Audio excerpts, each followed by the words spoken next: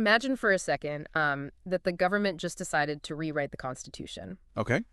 And in this new document, they included a clause that tied the job security of a very specific group of politicians to the literal rotation of the Earth.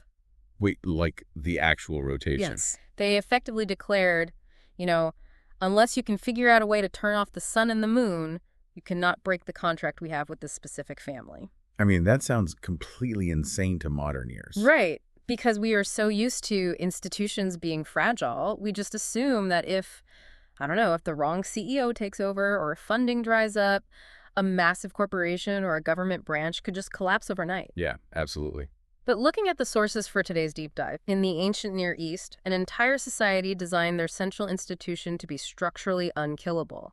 They explicitly linked human job descriptions to the laws of physics. Which is such a massive paradigm shift. I mean, going from a modern precarious institution to this ancient cosmic guarantee is jarring.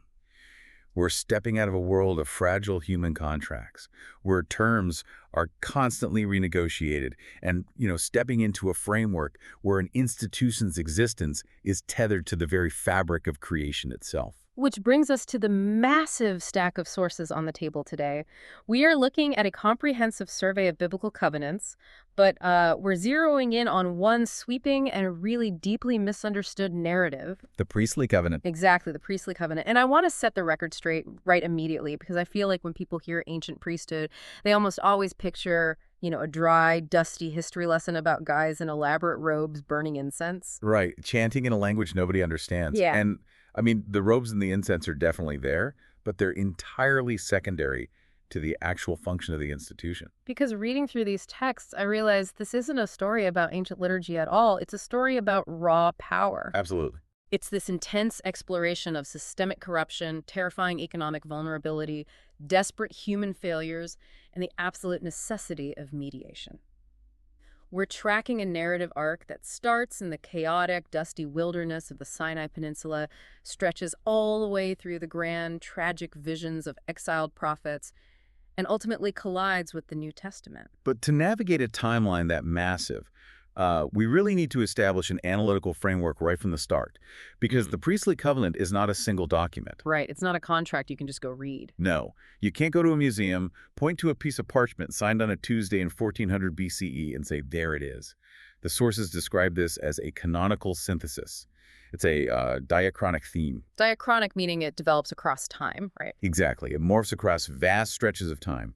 It's a coordinated witness spanning the Torah, the foundational law, through the prophets, and into the later historical writings. I was wrestling with that term, actually. Canonical synthesis. It sounds incredibly academic. It is a bit dense, yeah. But as I was reviewing the notes, the best analogy I could come up with is like a multi-generational architectural project. Oh, I like that. Imagine someone draws a blueprint for a massive, complex cathedral. The first generation lays the foundation perfectly, but then, a few hundred years later, a corrupt contractor takes over and completely botches the walls using cheap materials. Right, cutting corners. Exactly. Then later, a visionary architect comes in, looks at the ruins, and realizes the original blueprint was actually pointing toward a totally different kind of building all along. You have to look at the entire 1,000-year construction process to understand what the building actually is. That analogy captures the essence of a diachronic theme perfectly. Because the overarching mission of this 1,000-year textual tradition is to demonstrate that access to the divine is never casual. No. It cannot be self-authorized. In the ancient mind, priestly mediation was viewed as a profound grace, a vital mechanism for survival, honestly, but it was heavily guarded. It required strict holiness. Strict holiness, rigorous truth-telling, and absolute loyalty to the covenant. When the builders deviated from the blueprint, the consequences weren't just a poorly constructed wall.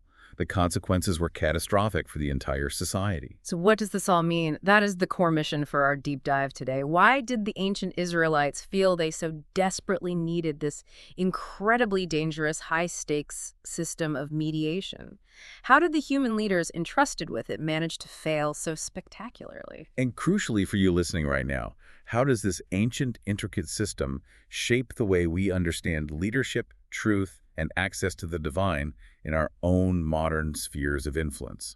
Well, we have to start at the foundation of the blueprint. Yeah. Before we can analyze the structural collapse or the eventual renovation, we really have to understand the what and the how of the very first priests, the original design specifications, basically. And to find those specifications, the sources take us back to the book of Exodus. Exodus 29 specifically, and Numbers chapter 18. Let's set the scene here, because context is everything. We are in the Sinai wilderness. It's a harsh, unforgiving environment. Completely inhospitable. You have a massive population of recently liberated slaves who have, no national identity, no infrastructure, and no clear system of governance. They are traumatized, chaotic, and just trying to figure out how to exist. Yeah. And right in the middle of this existential crisis, an entirely new office is established. Aaron, the brother of Moses, along with his sons, are consecrated. And the linguistic choices in these foundational texts are highly intentional. The priesthood is established as a perpetual statute. The Hebrew word employed here is olam, which projects an everlasting, permanent horizon. So this is not an elected term limit. Not at all. It is a hereditary lineage. To be a priest meant you were born into a highly specific, inescapable proximity to the holy. But the most revealing aspect of this institution isn't the ritual. No. No, it's the economics. Oh, man. The economics are absolutely baffling. I spent a long time looking at Numbers 18 verses 19 and 20. It outlines how the priests are going to be compensated for their incredibly dangerous work. The text calls it a covenant of salt. Yes, a very famous phrase. But the shocking part is the explicit condition attached to this deal. The priests receive absolutely zero land inheritance in the new country they are marching toward. And that single detail is the linchpin holding the entire Israelite social structure together. I really need us to unpack this because to a modern mind, this setup feels like financial suicide. If we map this onto today's world, it would be like starting an elite government agency, giving the directors immense power over national security, but forbidding them from owning a bank account, a house, or a retirement fund. That's a great way to put it. Right. In the ancient world, land wasn't just a place to build a house. Land was your 401k, your stock portfolio, your life insurance, and your sole source of food. Exactly. In an agrarian society, if you don't have land, you are a beggar. So why build a system where your most crucial elite spiritual leaders own essentially nothing? Aren't they engineering extreme vulnerability here? They are engineering vulnerability, yes, but it's a structural vulnerability designed to prevent a very specific type of corruption. Oh, interesting. The sociology and the theology are inextricably linked here. In an agrarian economy, landlessness forces absolute dependence. The text stipulates that the priests are to be sustained by the offerings and tithes brought by the rest of the people. So they live off donations, like a modern nonprofit. Sort of, but God makes a sweeping, definitive statement to Aaron right after that. He says, I am your portion and your inheritance among the Israelites. I am your portion. Wow, that completely redefines wealth. It moves the collateral from real estate to a divine guarantee. Exactly. It transforms a precarious economic policy into a profound theological reality. And that ties directly into the phrase you highlighted earlier, the covenant of salt. Right, what does salt have to do with it? Well, in the ancient Near East, salt was much more than a seasoning. In a world without refrigeration, salt was a vital chemical preservative. Oh, sure. It kept meat from rotting. Right. And because of its preserving qualities, it became a really powerful cultural symbol used in shared meals and treaty ratifications to signify loyalty, incorruptibility, and an unbreakable bond. So a covenant of salt is a promise of enduring, uncorrupted provision. Precisely. It demonstrates that the Israelite priesthood was not meant to be a spiritual side hustle. It was a complete economic ecosystem embedded entirely in worship. The genius of this system is how it forces accountability, honestly. Because by denying the priests land, their physical survival is directly tethered to the spiritual health of the nation. Yes. If the people of Israel stop worshiping YHWH, if they adopt the gods of the surrounding nations and stop bringing their tithes to the temple, the priests literally starve. Wow. The mechanism prevents the priesthood from devolving into an independent, wealthy class of feudal lords. Because if they had been given vast tracts of land, they could easily have ignored their mediatory duties. They could just live comfortably on the profits of their estates, regardless of the nation's moral decay.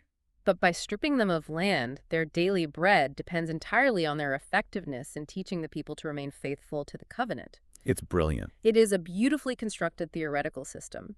But, a theory drafted on parchment is worthless until it sustains a direct impact. A beautiful architectural blueprint doesn't tell you if the building can survive an earthquake. And our sources immediately pivot from the serene blueprint to a catastrophic earthquake. Exactly. How does this newly minted, economically vulnerable priesthood handle a massive national failure? The true character of the priestly covenant is forged in the crisis at Peor, which is detailed in Numbers 25. This is the ultimate stress test, and the institution nearly shatters. We really have to bring the listener into the geography and the tension of this moment. We are no longer at the foot of Mount Sinai. 40 years have passed. A whole generation. Right. The Israelites have trudged through the wilderness and are finally camped on the plains of Moab at a location called Shittim. They are literally looking across the Jordan River at the Promised Land. They are on the 1-yard line. So close. But instead of preparing for a triumphant entry, the entire community implodes. The sources describe a sudden, catastrophic blend of idolatry and sexual immorality with the local deity, the Baal of Peor. And the severity of this event, it really cannot be overstated. In the context of ancient Near Eastern covenants, this is not a misdemeanor, it is high treason. Because of the whole covenant as marriage metaphor? Exactly. The covenant between God and Israel was frequently articulated using the metaphor of marriage. So the Israelites participating in the fertility cults of the surrounding nations was viewed as blatant public infidelity. It was a total repudiation of the exclusive loyalty demanded by YHWH. And the narrative consequence is severe. A devastating plague breaks out among the Israelites. The community is actively dying because of this breach. It's sheer chaos. The scene is just paralysis. Moses, the great leader, and the elders of the community are standing at the entrance of the tent of meeting, weeping. They are completely helpless as the plague ravages the camp. And then a single individual breaks ranks. Phineas, the grandson of Aaron. He is directly in that perpetual hereditary line. Our survey points out that Phineas acts with intense zeal. The Hebrew word is kina. He takes a spear, follows an Israelite man and a Midianite woman into a tent, and executes them both.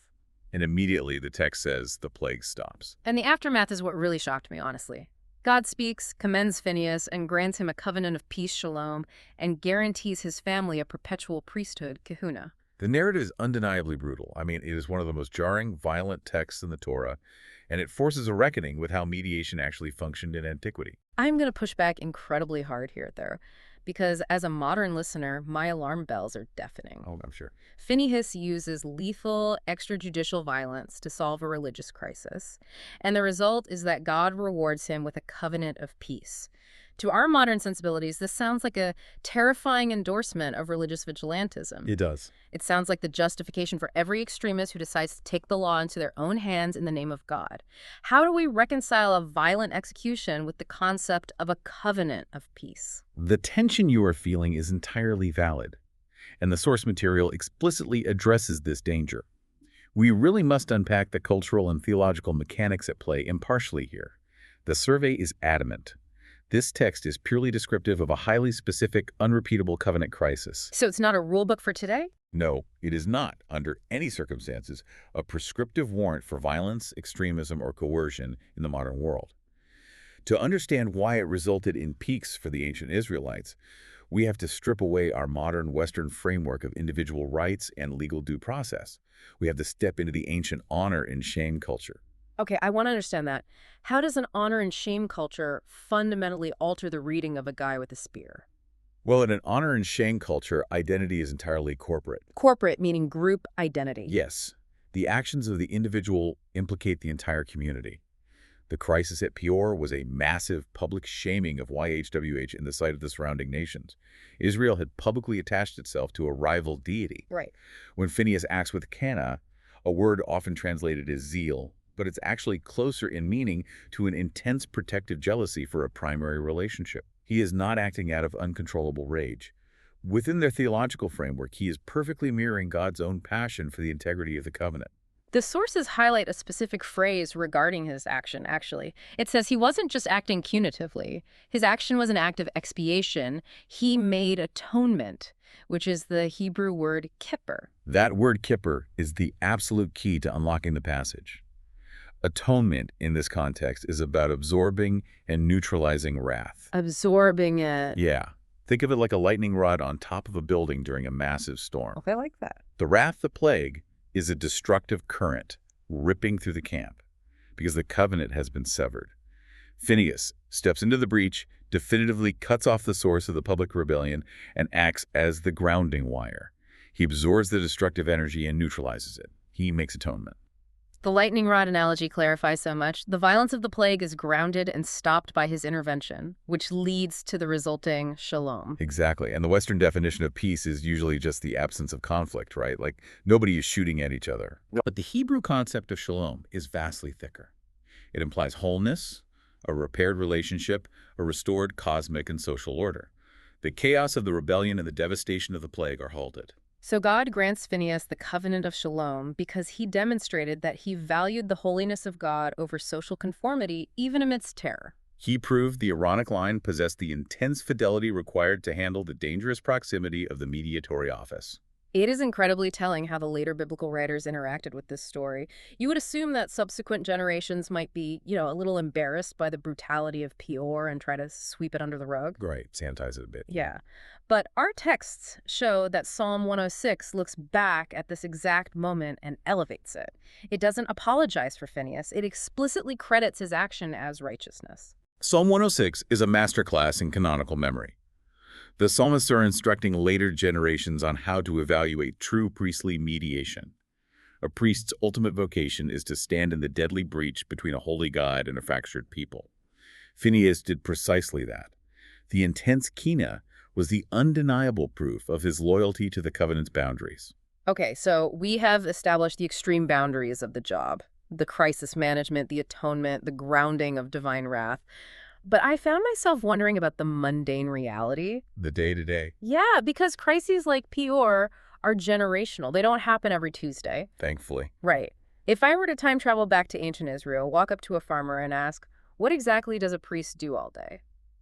I think my initial assumption, and probably the assumption of most listeners, is that they were essentially holy butchers. Yes.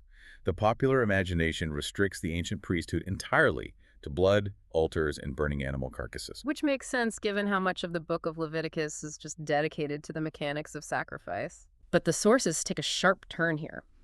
They point us to Deuteronomy chapter 33, which records Moses' final prophetic blessing over the tribes of Israel, including the priestly tribe of Levi.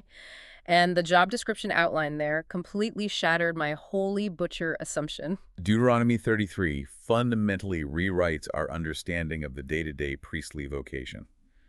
The altar is definitely present, but it is not the primary focus. Looking at the specific duties Moses outlines for the Levites, my mind immediately went to a totally different analogy. They operated much more like an ancient, decentralized university system fused with the Supreme Court. Oh, absolutely. They are the scholars, the librarians, the legal scholars, and the primary educators of the ancient world. The university and Supreme Court analogy is exceptionally precise. Yeah. Because we really must remember that in the ancient Near East, literacy rates were astonishingly low. Like, what, 5%? Oh, likely hovering around 1 or 2% of the population. Wow. So the preservation of complex texts, legal codes, and historical traditions required a dedicated, highly trained class of specialists. The texts in Deuteronomy define the priestly vocation heavily around teaching, guarding the written word, and transmitting instruction from one generation to the next. The source material focuses on a specific Hebrew phrase from that blessing, Torat Emet, which translates to the instruction of truth. Yes, the priesthood was, at its core, a pedagogical institution. They were the guardians of truth. This represents a massive paradigm shift. It reveals that access to the divine in ancient Israel was not mediated solely through the ritual purity of animal sacrifice.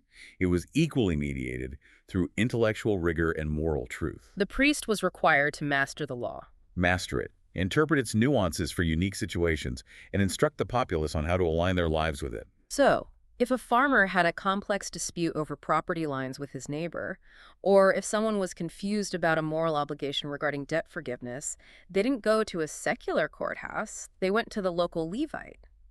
The priests were the ultimate arbiters of truth for the entire society. They functioned as the connective tissue of the Israelite community. They held together the ritual life at the sanctuary, the moral life in the village, and the intellectual life of the nation.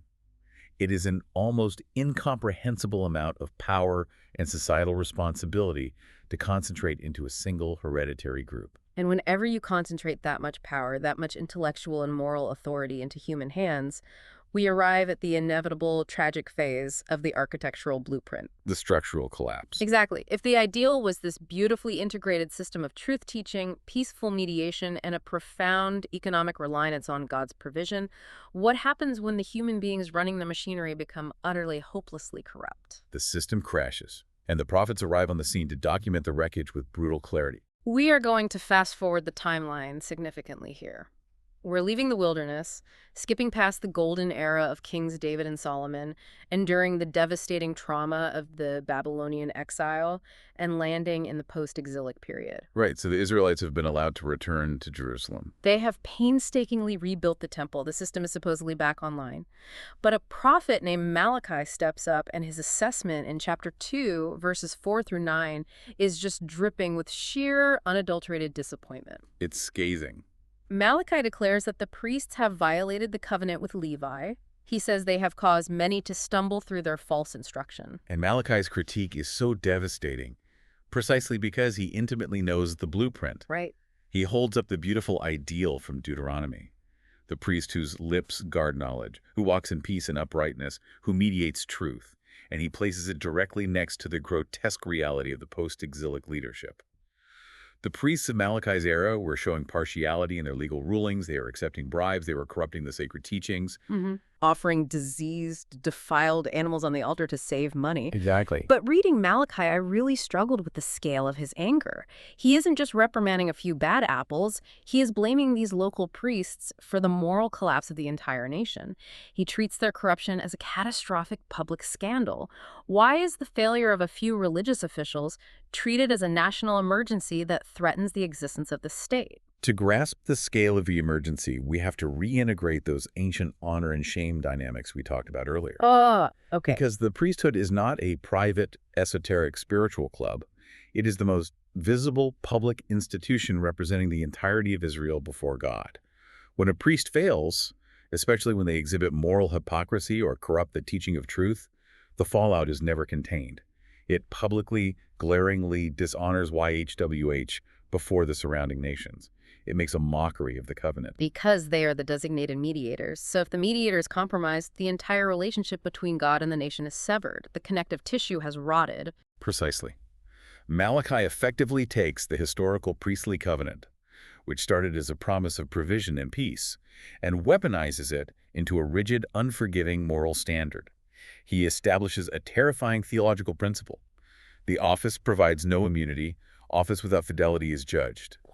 It does not matter if a priest has the perfect pedigree, if they can trace their DNA all the way back to Aaron. If they do not possess the holiness and the unwavering commitment to truth demanded by the blueprint, they are illegitimate and subject to divine wrath. Our sources note a really interesting scholarly nuance here, pointing out that Malachi's use of the name Levi is best read corporately. Yes. How does a corporate reading change our understanding of his accusation? Well, a corporate reading means Malachi is not directing his anger at a literal historical man named Levi. He's invoking Levi as the idealized priestly ancestor, the corporate representative of the tribe's foundational ethos. He is essentially screaming at the current leaders, look at the legacy of your forefather. Look at the immense weight of what you are called to be. You are actively squandering a 1,000-year ancestral legacy for cheap bribes. Oh, wow. It is a rhetorical strategy designed to maximize the shame of how far they have drifted from the original design. Exactly. But the sheer force of Malachi's condemnation introduces a massive theological paradox.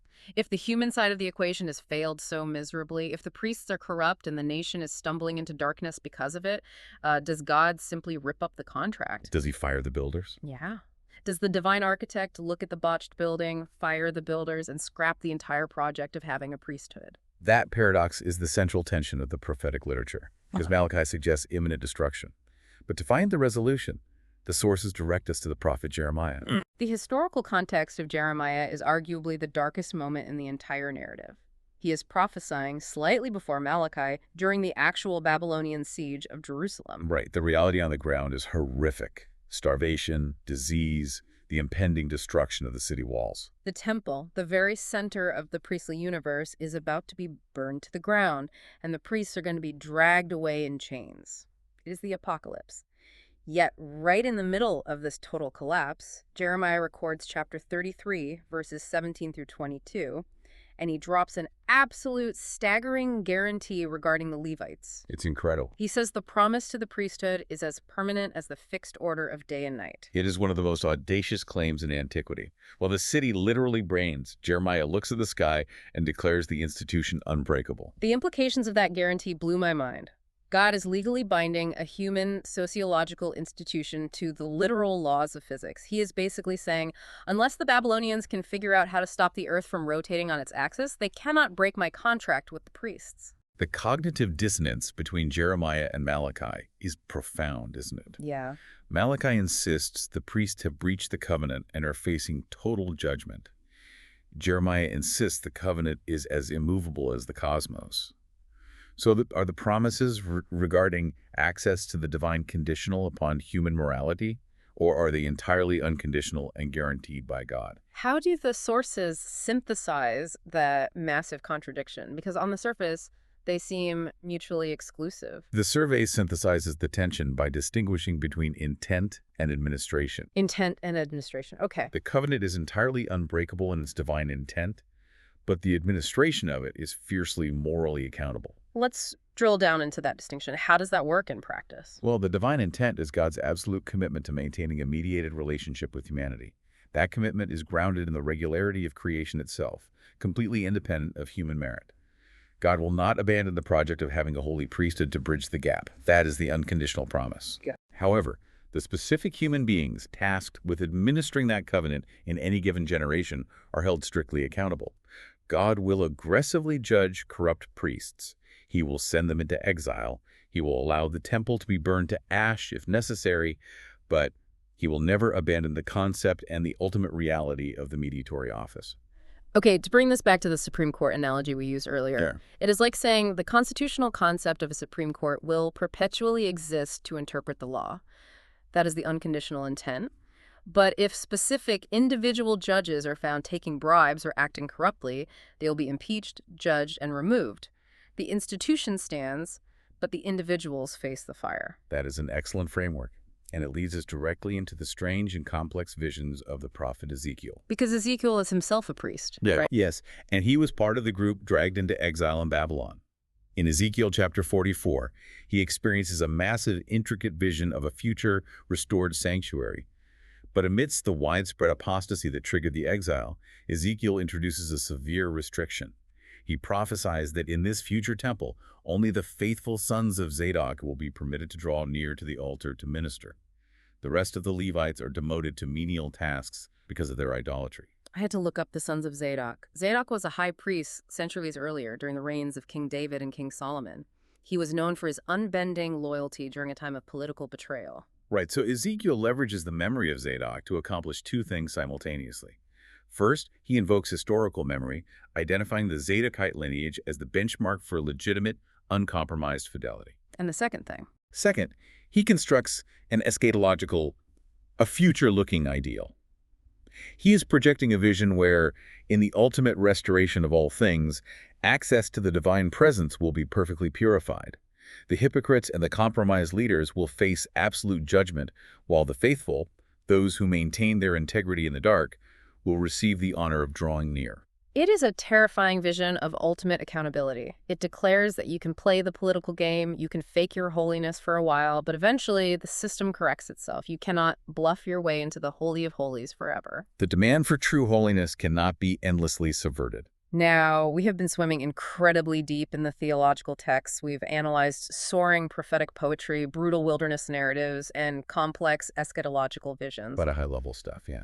But a skeptical part of my brain always demands tangible proof. When we discuss ancient history, the question inevitably arises, what about the dirt? The dirt, right. What does the actual physical evidence pulled from the ground tell us about how these priests functioned in the real world? The transition from soaring theology to the dirt of archaeology requires careful methodology.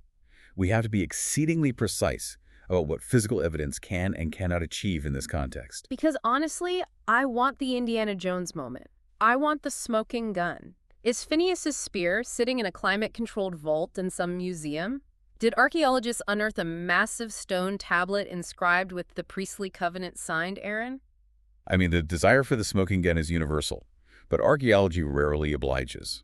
We do not have the spear, and we do not have the sign tablet. The sources provide a vital scholarly safeguard here.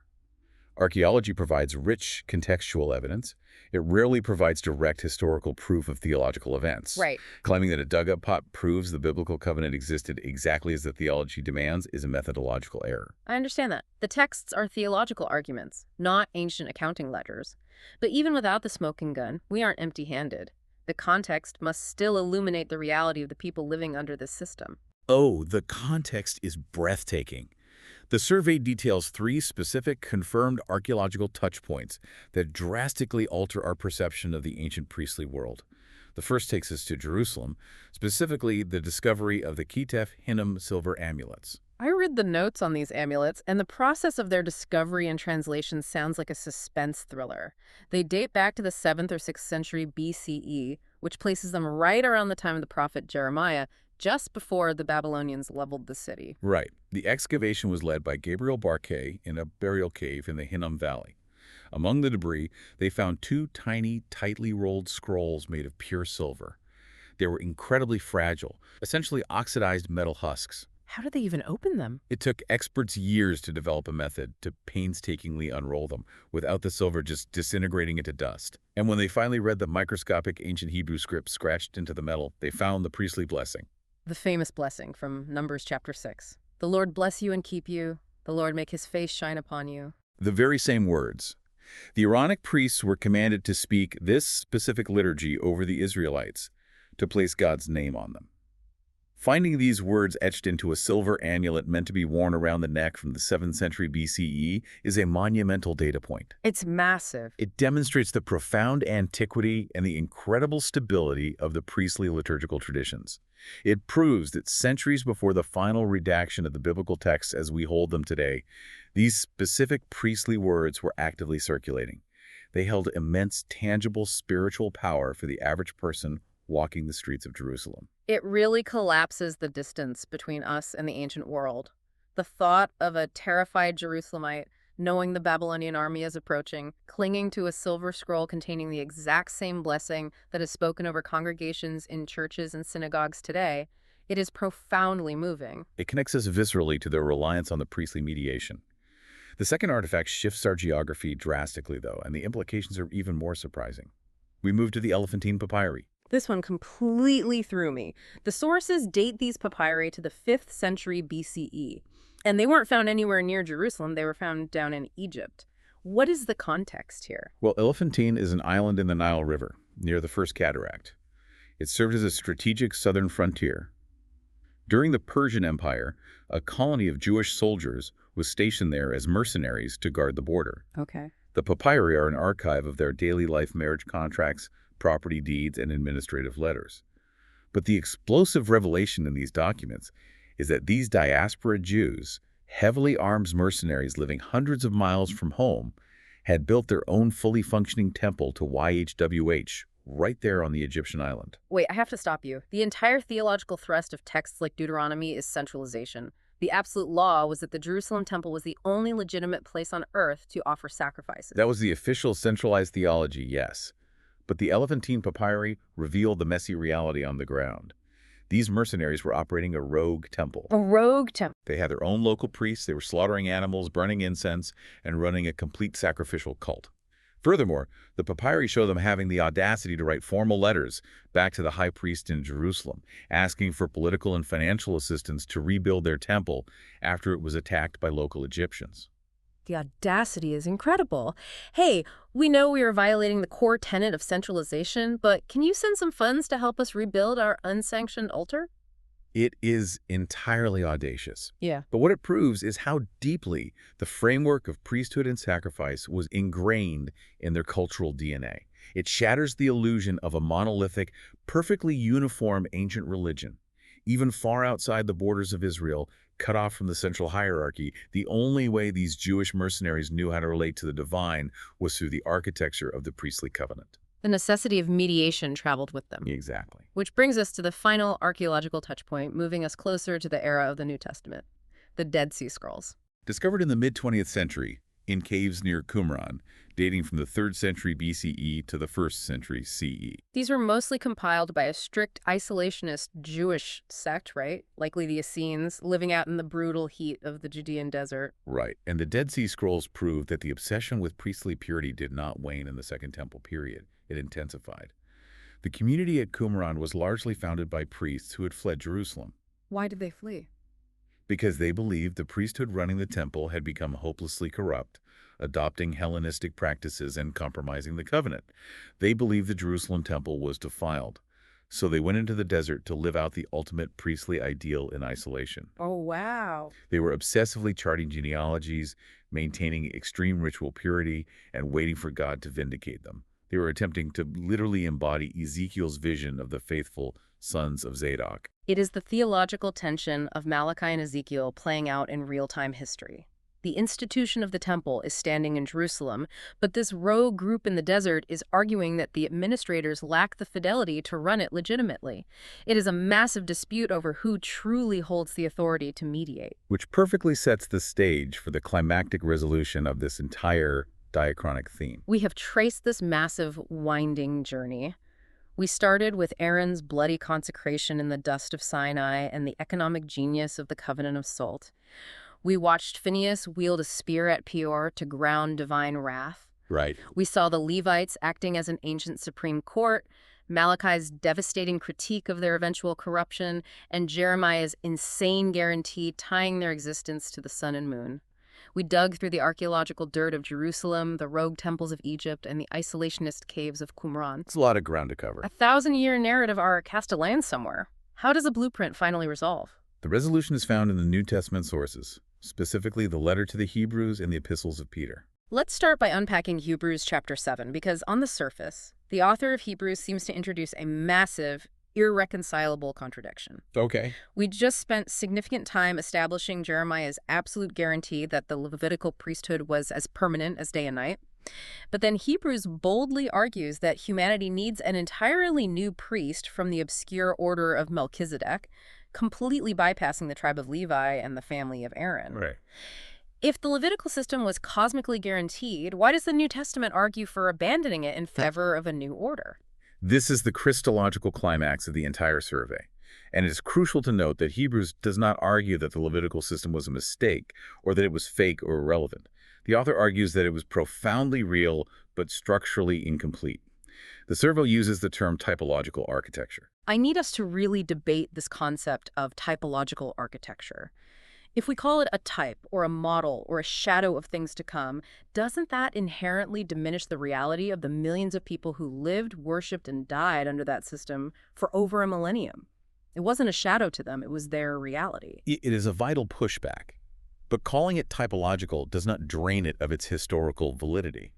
Think of it like a highly detailed functional scale model of a massive hydroelectric dam. Okay, a dam model. The model handles real water, it generates real friction, and it demonstrates the exact engineering principles required to hold back the flood. The engineers take it very seriously. The Levitical system, the sacrifices, the blood, the mediation, the intense kina of Phinehas, was an intricate, divinely ordained model.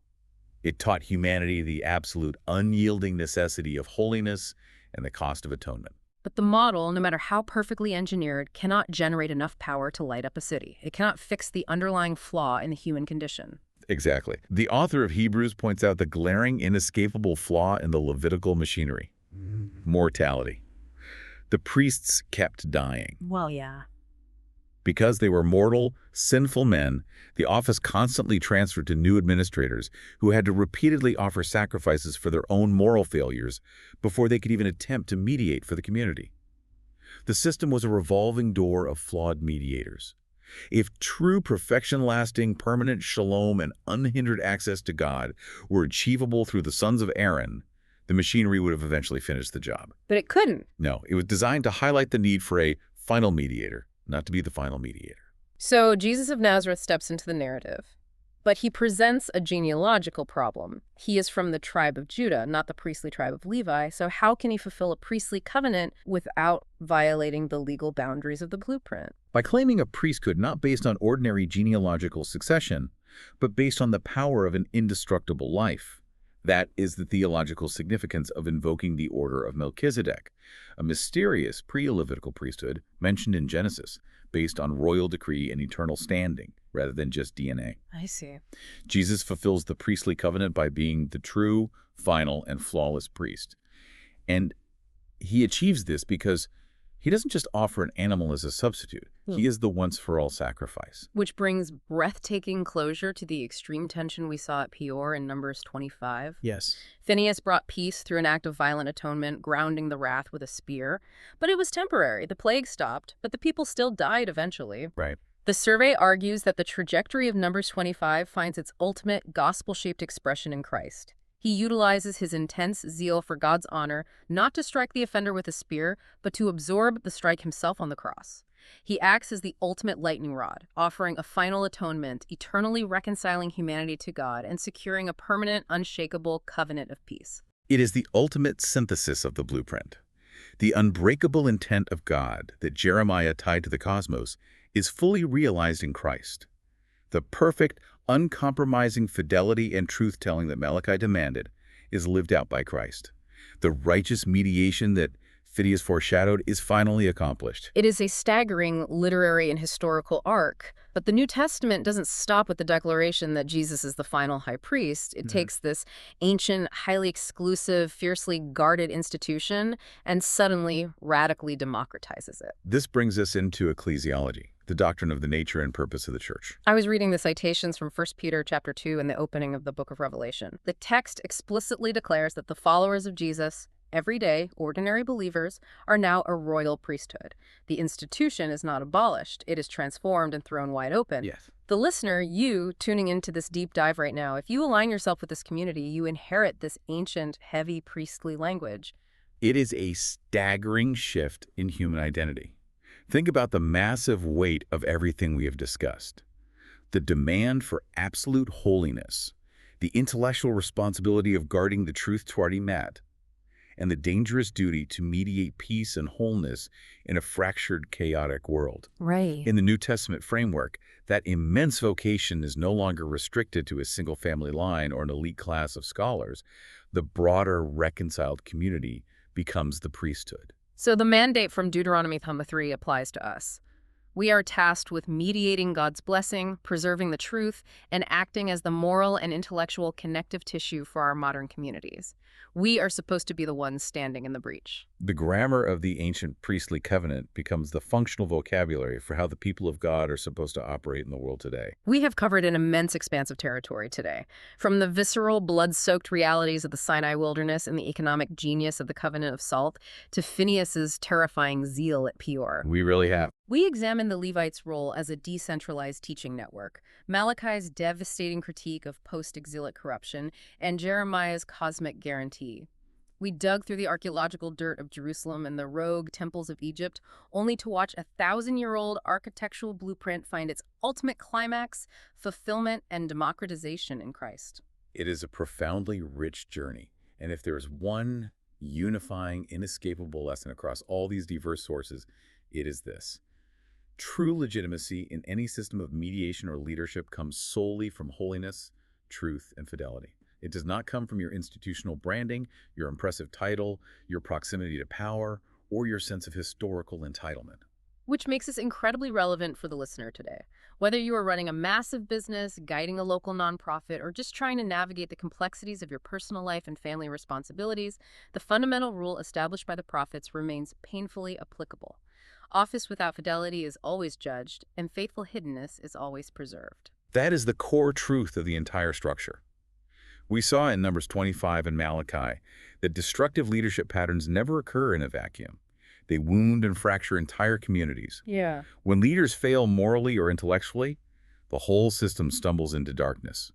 Healing a fractured community or reforming a corrupt institution requires brutal truth-telling, rigorous confession, and a fundamental reordering of our allegiances. You cannot just slap a new coat of paint on a crumbling wall and call the building fixed. You have to return to the original blueprint. And submit to the demands of that blueprint. Which brings us full circle to where we began. We opened by discussing how inherently fragile modern institutions are, and how this ancient priestly covenant was designed to be unbreakable, yet struggled profoundly under the weight of the flawed human beings tasked with running the machinery. A cosmic, unbreakable guarantee entrusted to incredibly fragile, easily compromised vessels. So I want to leave you, the listener, with a final provocative thought to mull over as you go about the rest of your week. We have seen how the ancient world relied on a heavily guarded, highly exclusive elite lineage to preserve the truth, manage the economy of grace, and stand in the terrifying gap between the divine and the community. Right. But if the New Testament now boldly claims that every single person in the reconciled community holds that staggering, weighty title of priest, what does that actually demand of your daily schedule? It entirely redefines how you view your interactions, your career, and your obligations to your neighbors. Are you actively guarding the truth, pursuing wholeness, and mediating peace in your own specific, messy sphere of influence? Or are you still waiting around for someone else, someone with a fancier title or a massive institutional mandate to do the heavy lifting for you? A vital question that demands an answer from all of us. Thank you so much for joining us on this deep dive into the source material. We will see you next time.